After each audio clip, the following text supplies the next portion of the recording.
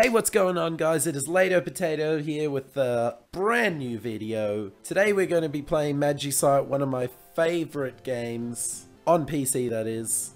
I've clocked about 150 hours in this game, which isn't much, but for a tiny little game like this, it is quite a lot. Before we get too far into the game, guys, I am just going to share this information here. This is the game creator. It is a game by Sean Young, and the music is by Bashi Boyzu. This is the community information for them here.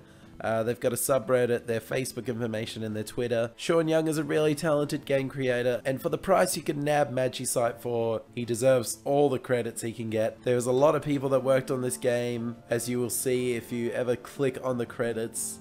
And it's just ridiculous to think how cheap you can get this game for and how much entertainment you can get from this game. So we're going to get straight into it, into the character's design. So straight away you can pick your race. Here we go. So race, variant, hat, and companion. So here we have the race. All the different races here. You can get each race from doing different things. You start off with just the peon in the beginning of the game. My favorite is the spirit class. This is unlocked after defeating secret boss Spirit Knight Axclark III. This guy starts with a gold sword and like a wooden axe and stuff like that, so that's pretty cool. You can choose a hat. Each one has a different skill and does something else for you. Once again, all unlocked by doing something different. Ours is by defeating Percy the Penguin. Here we go. Here's our little minions. I've only got one, sadly, but our one does, what does it do? It adds 1 HP upon reaching the end of a district. So this game is made up by a bunch of districts, which you'll see in a second as well. Every time you reach the end of a map, it'll be a new little district town, and then you choose what world you want to go to. Alright, so here we are in the Magicite world. This is the green level. It's more like a a bit more of a beginner's district, this one.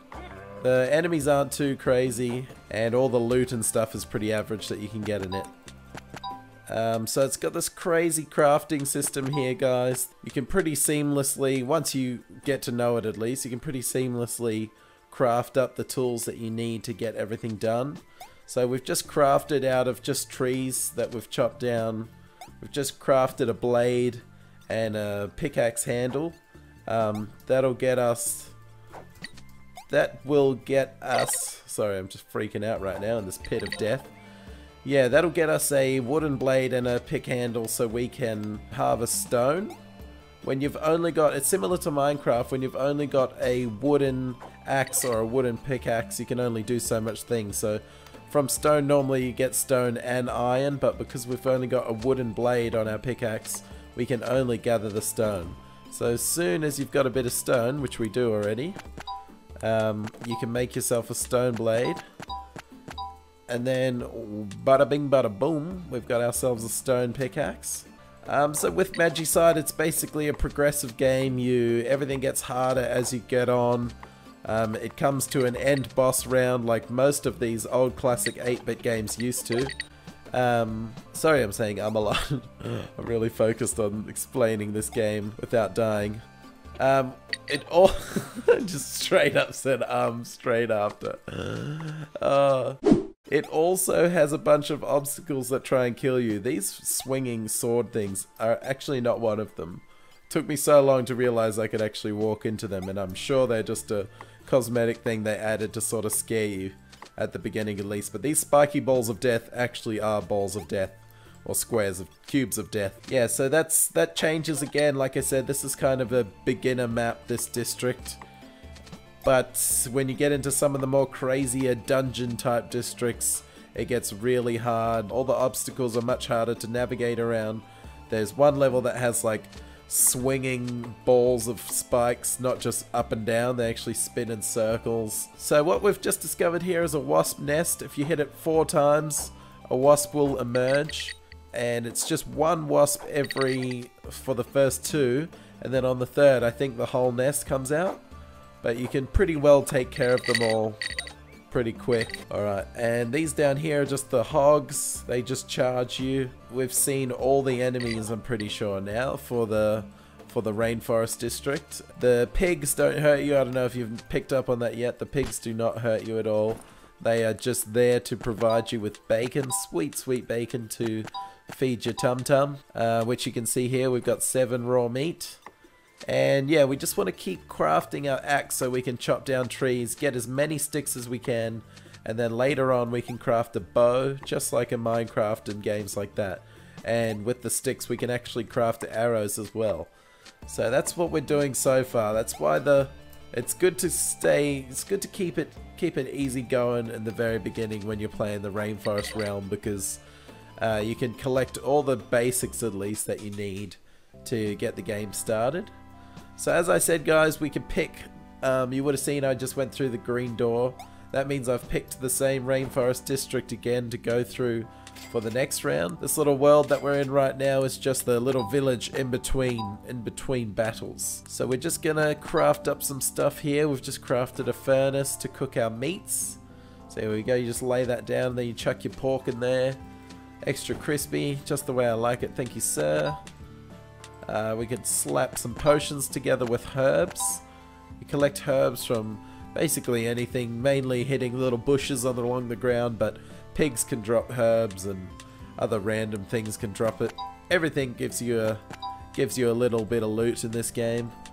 So we can get rid of this now, we don't need that. We'll chuck our bow and arrow up in our hotbar. We'll also just eat some food now because we're a little hungry. So we'll swap that out with the crossbow. We crafted arrows just before, I don't know if you noticed or not.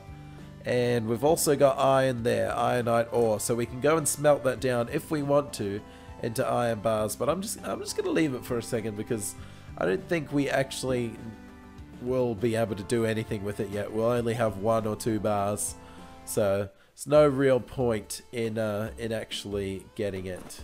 Alright, so here we are at the start of the next level. So as you can see up the top little... Oh, you can't see because of my face cam. Damn it! I thought this would be a perfect spot for it. Well, we're not going to move it now.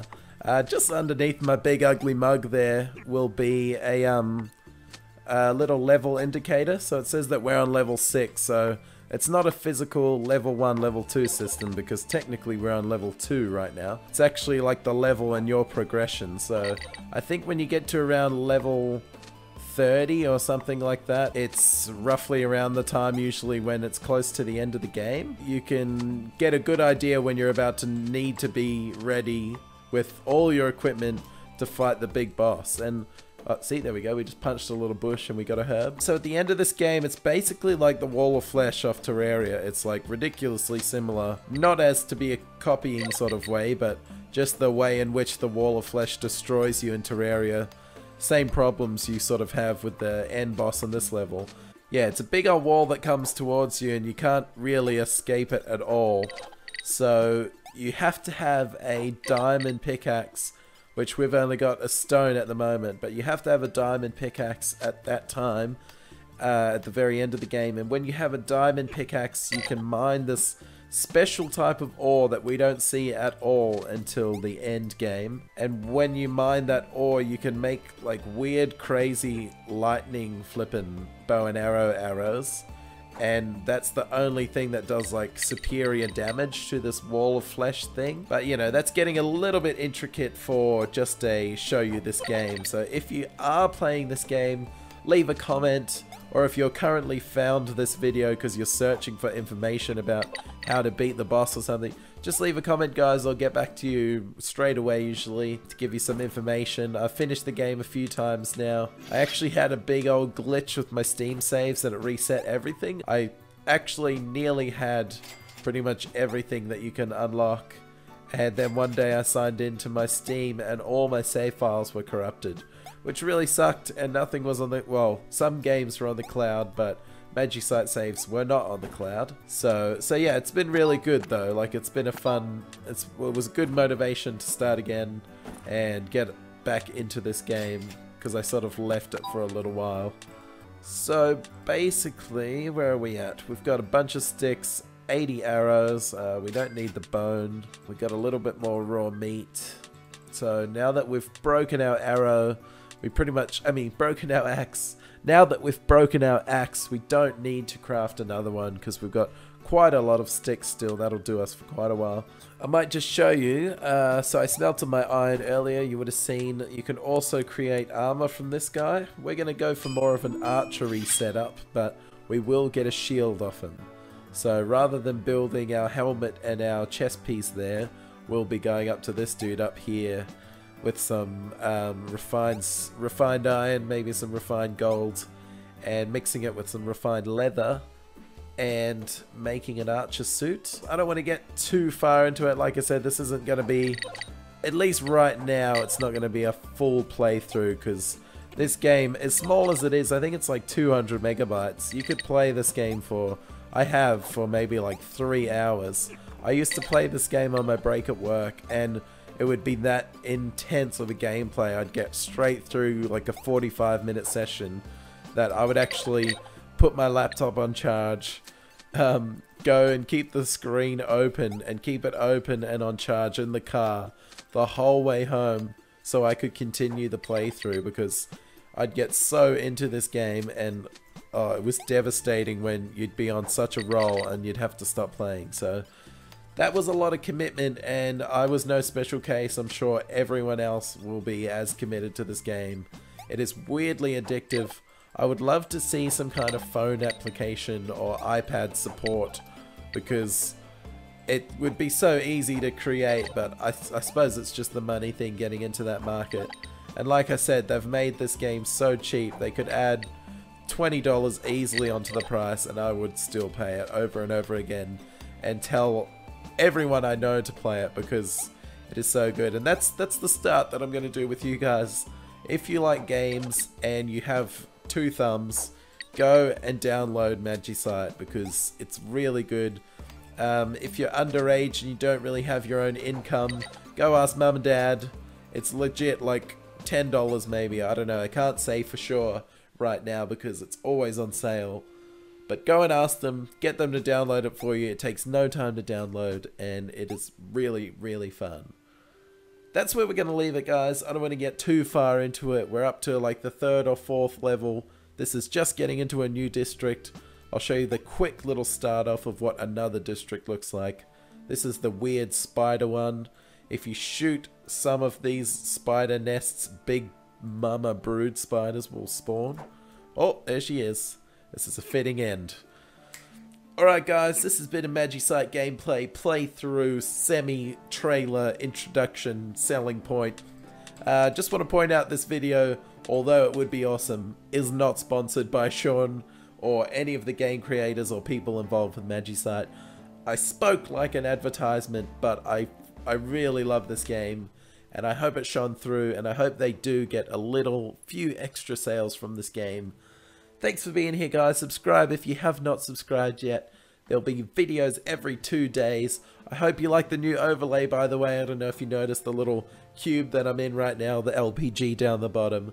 I've seen a few YouTubers do it with their face cams, and I thought, why not spice up the videos a little bit. And down the bottom, as you can see, the subscriber count is up to 1,090. I'm so stoked. I love how the numbers keep climbing. We want to keep those numbers going, guys, so subscribe, keep watching. Your views will help get us out there, and you can be the one to say, I was subscribed since 1K when I'm at, you know, 2,000. Thanks for watching, guys. This has been LeightoPotato for LeightoPotato Games. I love you. Say what?